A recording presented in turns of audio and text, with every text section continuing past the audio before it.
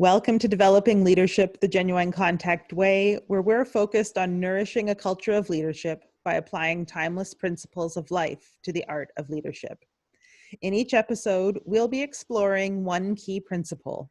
We'll share our own wisdom and insights, and maybe a few stories too, and invite you to consider your own experiences in life and business so far, and how you want to further your leadership development with this theme. Our theme this week is abundance. I'm Rachel Bolton, and I'm here with Birgit Williams, and we're going to go ahead and dive right into today's conversation. To get started, we want to invite you to imagine with us that we live in a universe of abundance, that we live on a planet of abundance. As we look around at nature, when there is balance and natural harmony, we witness and experience abundance. Imagine with us, just for the purpose of today's conversation, that this same natural law applies to us individually and to our organizations. I'm imagining all of this with you, Rachel, and I actually can feel it, and feeling it is awesome. Abundance being our natural state, abundance being all around us. And in that imagination, I would operate in my life and with the organizations that I'm part of quite differently. Yeah, and that feeling that you talk about, that awesome feeling, I think is a really important one. And even today already, if you think back in the last few seconds, as we've been asking you to imagine that natural state of abundance, think for yourself about, how did I feel in the invitation of that imagination? Did it feel awesome? Did it feel abundant? Or was there a sense inside of some kind of tightening or constriction that maybe shows that abundance is not necessarily your natural belief state? One of the things that we believe is that we each have the choice to conclude that our world has abundance or that it doesn't. And we know that your choice and my choice and everyone's choice affects how we carry out our leadership. As a leader, as a person, if we're focusing on lack and negativity, it's likely to result in lack and scarcity in the way we experience the world. On the other hand, when we focus on abundance and positivity, it's likely to result in abundance and positive outcomes. It's as simple as making a choice. And I love that you have brought that forward, Rachel. Now that we are bringing to awareness that this is a world of abundance and that there's the opportunity to make a choice. It can seem so simple. I choose this. I choose a framework of abundance. I'm smiling a little bit as you're saying that, it's as simple as a choice. The choice is certainly a starting point.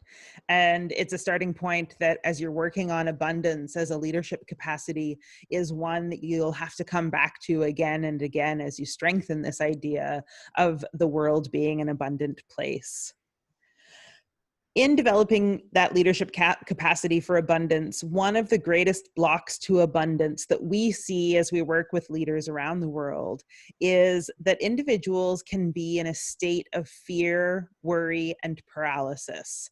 That state of fear is a surefire block of being able to tap fully into that awesome abundance that exists in the world, in the universe. This is magnified when a group of people who make up an organization stay in a state of fear, worry, and paralysis collectively together. When organizations are full of distrust, anger, resentment, and fear, there is a struggle to survive, a sense of that struggle to survive. On the other hand, trust and positive action support conditions for abundance. The same principle holds true in business. When there's hope, trust, and positive expectancy, plus the magic ingredient of positive action, the organization has the conditions to flourish and produce abundance. So, Rachel, you're speaking about the relationship between abundance. And so I might make that choice to accept that the law of nature is one of abundance, that I'm operating within a world of abundance. And if I enter into fear, either individually or collectively, I could be somehow sabotaging what happens with my relationship with abundance. Yes. And it's that for me, like, it's also about this idea of what I can do for myself individually, plus then building into that co-creation of how we experience abundance or scarcity, abundance or fear, in organizations of people, whether that's in our families or in the organizations we work in or other places where we might be gathering together to spend time. So looking at it from all of these lenses, I think, is a really important thing. With what you have said, what comes to my mind is that importance that you talked about of making the choice and making it again and again, so that I stay really clear on that choice and that path of working with abundance. And it also, what you're speaking about, helps me understand that part of this leadership capacity for abundance is to be ready to engage in conversations about abundance with my peers. Yes, engaging in those conversations, and I think also modeling what that abundance mentality looks like within organizations too, and holding steady in it, is definitely a great capacity to be building. And we want to offer you some tips for how you can get yourself ready for that. So if this idea of abundance is something that's kind of new to you, or something that you're recognizing you want to strengthen for yourself and for the organizations that you're a part of, here are some simple ways that you can get yourself ready for beginning that conversation and beginning to strengthen that capacity. The first one is to get to the truth of what you believe about abundance. This is really your personal belief, and it's helpful to spend some time in some personal explorations of abundance, what your relationship with it has been so far up till now in your life, how you feel about it, anything that's coming up for you. As you get really clear about your truth, it's about getting to a solid answer of, do I believe that this is a world of abundance or not? And I think a caution about this one is, this is not an exercise in judgment. If you arrive at a understanding that you have a solid belief that the universe is an abundant place, that's good. It's also good if you get to a place of realizing that you don't have that. It's simply about discerning what is true and not assigning a label of whether or not that's a good or bad thing, or whatever you might be judging yourself around. The next one is to then think for yourself about, does my belief have to shift? It's imperative, of course, as you're getting to that truth about abundance, that you do the hard work of getting honest with yourself. And maybe you're going to talk it over with other people, or however you're going to get to that, but then really getting clear about not just what is my belief, but is it the one that I want? Is it the one that is going to move me forward best in the world? So if I don't have that belief that the world is abundant, is it possible for me to shift that belief? Do I first want to shift it? And then lastly, do I have the will to shift this belief? Do I have the power inside of myself to do the work to make this belief different so that it's supporting the outcomes I want? And this gets you back into the point of choice. You're making a choice about your belief, and you're making a choice about your will to live by and adopt a particular belief. And so the suggestion here to build this leadership capacity for working with abundance is to strengthen that belief, to work with yourself to strengthen it so that you um, can follow your personal belief of abundance, not somebody else's, your own. So we're going to assume that you arrive at a place of yes, I want to have a belief that the world is an abundant place. And whether or not you have that belief inside of yourself already, we want to also offer you some opportunities for thinking about how it is that you can continue to develop that capacity, leadership capacity for abundance, how you can reach a state of always being in that belief, as you know, finding yourself needing to make that choice about abundance being the natural state less and less. So we've got a couple of steps for you that you can think about for how you can develop that leadership capacity. The first one, as an exercise to grow this capacity, is to go outside in nature and take note of the abundance that you see, hear, feel, and smell. Let the world show you, let nature show you the abundance that abounds everywhere around you. And this is an exercise that you can do on a really regular basis. Anytime that you find yourself outside, making a practice of noticing the abundance that you see, hear, feel, and smell, tapping into all of your senses. Another one is to take some time, anytime that you're in a new location, you're heading somewhere that you have never been before or that you haven't been in a while, taking some time to notice the abundance in that location. It can be any kind of location, not just those really natural places, but what are, in any place you find yourself, what abundance do you notice? Another tip is to develop your belief about abundance. The inner work that you do with your beliefs about abundance grow your leadership capacity for carrying out your leadership from a framework of abundance. So continually checking in with your beliefs around abundance and working to strengthen the ones that you find most helpful can be a really handy thing to do.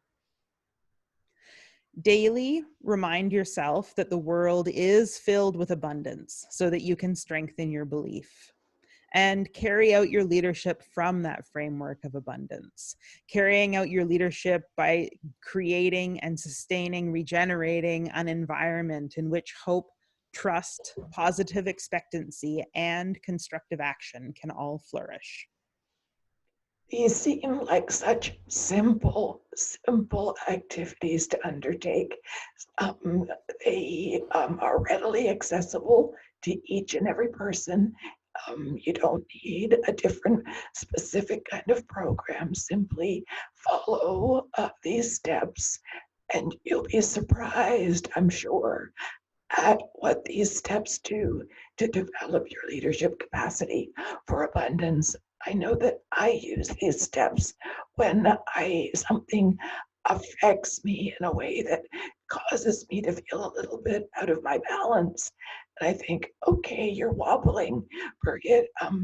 Let's get self back into this framework of abundance. Go outside, take note of the abundance, and so on, just as Rachel has outlined. So if you feel that you already have some leadership capacity for abundance, you can use these steps to strengthen yourself. One of the ways that I do that, it definitely is like in those moments of wobble, but also on a regular basis. How can you do these kinds of things? And one of my go-to times for this, I end up about once a week driving between two major cities, the one where I live and one close by to me. And I often will take that drive as a country drive. It adds about 4 or 5 minutes to my hour-long drive, so it's not really that significantly different. But the reason that I do it is to be able to really observe the abundance of what is happening out in the countryside, in the farms, in the spring when they first till the soil and you can see the richness of the earth underneath it. And then the abundance of the spring growth and the wheat fields that turn into that rich, vibrant gold color, the way the trees change in the fall, and even the richness of the winter. Although the trees are bare and the land has been harvested, there's still such an abundance of beauty and change that happens even in those more barren winter months. So for me, it's a regular, I do it once a week. I make it nice. I make it feel very abundant. I usually enjoy a very nice coffee along the way. So it's just this very decadent feeling experience while also tapping into that sense of abundance. So not just for the wobbles or the strengthening of it, but also for continually regenerating that sense of abundance inside of you. Look for the places where you can do it as part of your regular routine. Rachel, one of the pieces I've learned from you in the recording this particular recording is that you don't have to get to the wobble first. And I thought, of course you don't. So let's not put that into the belief system. And indeed, every morning I get up pretty early and sit outside and observe over a cup of coffee, observe nature and observe the abundance. And it is an awesome, awesome way to start the day. I used to read, but now I like to sit, say, wow, look at all of this that's happening. The hummingbirds are just playing and darting and buzzing, and squirrels and deer and lots of trees, and everybody's in movement. And I sit there every morning giving myself that treat of feeling, not even reminding myself, but feeling the abundance. I think, you know, what you're saying about just like the simplicity of going outside and seeing those things on a daily basis, it's important to remember that you can tap into the natural world no matter where you are. Even if you're living in the heart of a very dense city, there are trees, there are birds, there are insects. It might be a little bit more needing to pay attention than if you're standing in the middle of a forest, but what a treasure hunt it can be to, you know, for me to sit on my balcony of my apartment and notice that in fact there's a little rabbit that hops across our parking lot every single morning around the same time as it's going out to get its breakfast or whatever it is that it's doing. So this doesn't need to be the big country drive. It can be as simple as you're talking about, of like taking your morning coffee at your balcony or your porch. So that brings us to the end of the things we wanted to share with you today about abundance. But of course, before we wrap up, Birgit, I wanted to check in and see if there's any last things that are stirring in you that you'd care to share. What I was thinking about is one could sit on one's porch or balcony and observe nature and not at all understand about the messages of abundance. Hopefully, after taking in this recording, with us drawing to your attention that abundance is there, and different steps to get yourself into that framework of recognizing that this is an abundant world from here on in, with that framework in place and the intention of noticing the abundance, you see it more and more, and that it will carry over into all aspects of your life, including your business. Thank you very much. With that, we come to the end of today's conversation. Thank you all for joining us. Please be sure to check out the next episode to continue your learning. And before you go, be sure to hit subscribe. All subscribers get our new episodes 2 days before they go public.